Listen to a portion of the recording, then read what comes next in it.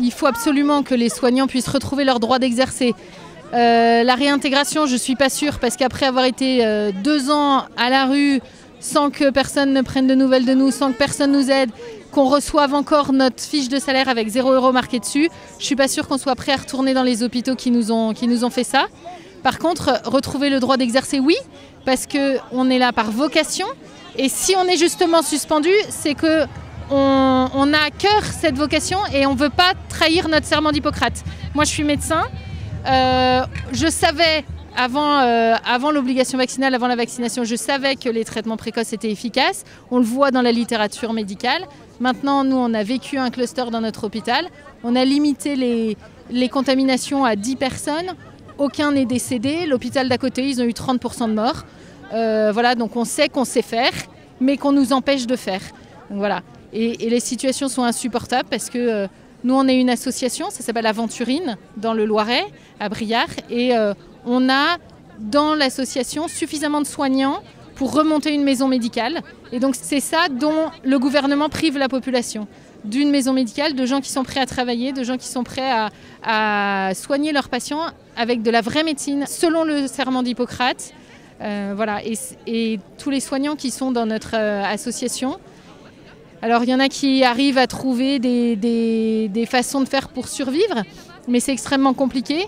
Et c'est complètement contraire à la loi, au droit du travail, à tout ça. On a dit « tous les pays confinent, donc on va confiner ». Et puis là, tous les pays ont réintégré, mais nous, on ne réintègre pas. Donc en fait, c'est juste n'importe quoi.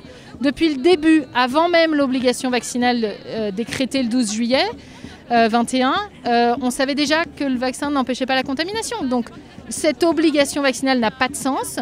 C'est contraire à la loi du travail, c'est contraire à l'éthique. C'est contraire au serment d'Hippocrate et nous on en fait les frais parce qu'on est droit dans nos bottes et qu'on ose dire la vérité. Voilà.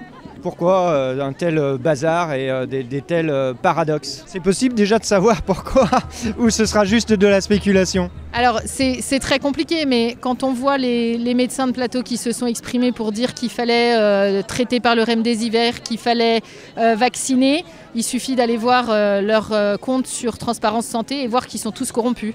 Voilà. Nous, si vous allez voir sur mon compte Transparence Santé, j'ai aucun conflit d'intérêt. J'ai touché dans ma vie 26 € pour un déjeuner. Voilà. Je ne sais même pas quel labo d'ailleurs, je ne sais même pas qui c'est. Donc voilà. Simplement, il faut savoir que tous les politiciens et les gens qui disent qu'il faut continuer à suspendre les gens, qu'il faut continuer à vacciner, tout cela, ils sont payés pour le faire. Nous, on dit qu'il faut laisser les médecins travailler, les soignants faire leur boulot qu'ils savent très bien faire. On dit qu'il faut respecter le serment d'Hippocrate, on dit qu'il faut utiliser des traitements qui sont déjà connus, qui n'ont pas les effets secondaires qu'on leur prête et qui sont très efficaces. Et nous, on perd notre salaire pour le dire. Après, vous choisissez qui vous croyez. Ce que je peux vous dire sur les cas concrets de gens qui sont suspendus et ça n'a ni queue ni tête, c'est qu'on nous a donné des consignes, des règles. Les règles, elles changeaient toutes les semaines déjà pendant la période avant le 15 septembre 21. Et les gens... Ils ont été suspendus, ils sont revenus parce qu'ils avaient eu le Covid et qu'on leur disait que tout d'un coup ils pouvaient travailler. Alors maintenant on est dans un cas où on cherche à avoir la maladie qu'on ne veut pas passer à nos patients pour pouvoir prouver qu'on ne va pas leur passer. C'est complètement ridicule. Et puis les gens ils ont été suspendus 1 fois, 2 fois, 3 fois quelquefois parce qu'on nous dit « vous avez eu le Covid, donc vous n'avez plus de risque de l'avoir et de le transmettre ». Ok, on sait d'après les études qu'il y a à peu près 1 an, voire 1 an et demi de protection. Mais l'État a décidé que non, finalement, c'était 6 mois, non, finalement, c'était 4 mois. Un jour, on vous dit vous êtes indispensable, vous n'avez pas le droit de prendre de vacances. Et le lendemain, on vous dit non, vous ne pouvez pas bosser parce que vous êtes à risque.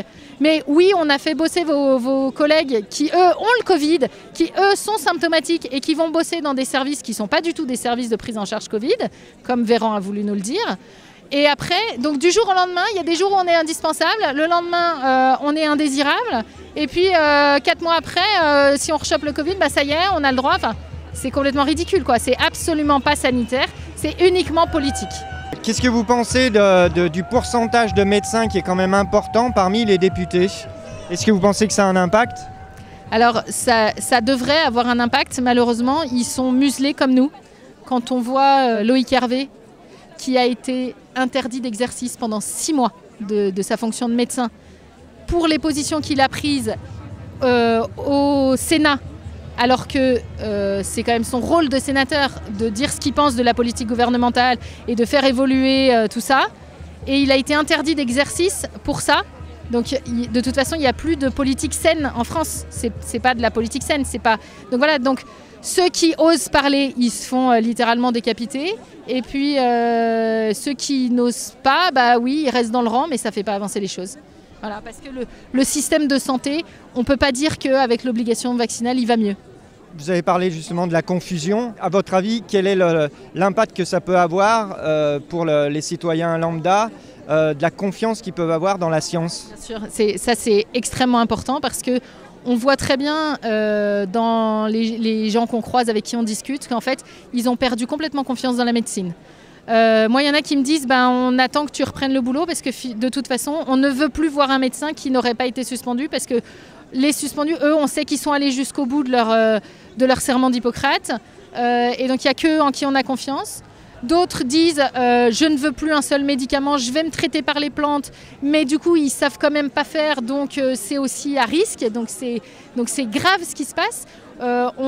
Certains, comme je dis, jettent le bébé avec l'eau du bain, c'est-à-dire que on ne peut pas se défaire de toute l'allopathie, la médecine, voilà, des médicaments, et voilà, parce qu'il y a des choses qui sont efficaces, il y a des choses qui peuvent avancer, mais il faut la faire correctement, d'après notre serment d'Hippocrate. Si tous les médecins faisaient ça, les gens retrouveraient la confiance. Mais là, beaucoup ont perdu la confiance, et il va y avoir des problèmes de santé, c'est sûr.